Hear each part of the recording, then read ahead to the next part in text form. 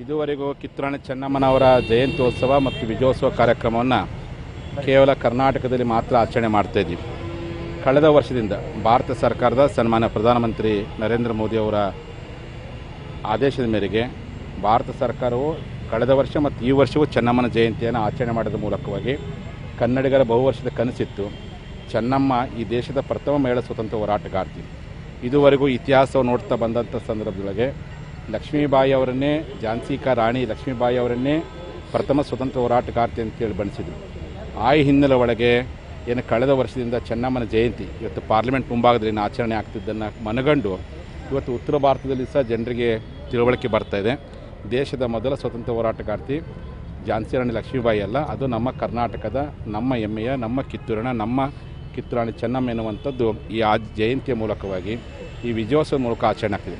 ಇವತ್ತು ನಮ್ಮ ಸಮುದಾಯದ ಬಂಧುಗಳು ಎಲ್ಲರೂ ಈ ವರ್ಷ ಪ್ರತಿ ಮನೆ, ಪ್ರತಿ ಕೇರಿ, ಪ್ರತಿ ಹಳ್ಳಿ, ಪ್ರತಿ ನಗರ, ತಾಲೂಕು, ಜಿಲ್ಲಾ ಕೇಂದ್ರಗಳಲ್ಲಿ ಎಲ್ಲರೂ ಸಹ ಪಂಚಮಸಾಲಿ ಸಮಾಜದವರು ಈ ವರ್ಷ ಅದ್ದೂರಿಯಾಗಿ ಚೆನ್ನಮ್ಮನ 247ನೇ ಜಯಂತ್ಯೋತ್ಸವವನ್ನು 201ನೇ ವಿಜಯೋತ್ಸವವನ್ನು ಅತ್ಯಂತ ಅರ್ಥಪೂರ್ಣ ಆಚರಣೆ ಮಾಡಿದ್ದಾರೆ.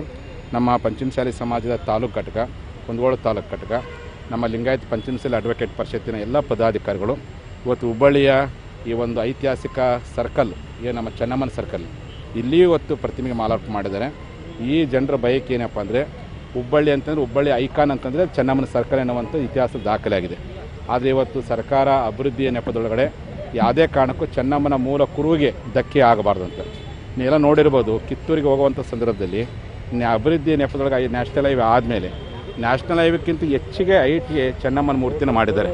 ಅದೇ ಥರನಾಗಿ ನಮ್ಮ ಚೆನ್ನಮ್ಮನ ಸರ್ಕಲ್ ಏನಿದೆ, ನೀವು ಎಷ್ಟೇ ಫ್ಲೈಓವರ್ ಮಾಡಲಿ, ಇದ್ರ ಮೇಲೆ ಇನ್ನೊಂದು 10 ಫ್ಲೈಓವರ್ ಮಾಡಿದ್ರು ಸಹ ಚೆನ್ನಮ್ಮ ಇಡೀ ಹುಬ್ಬಳ್ಳಿ ಜನರಿಗೆ ಕಾಣಬೇಕು.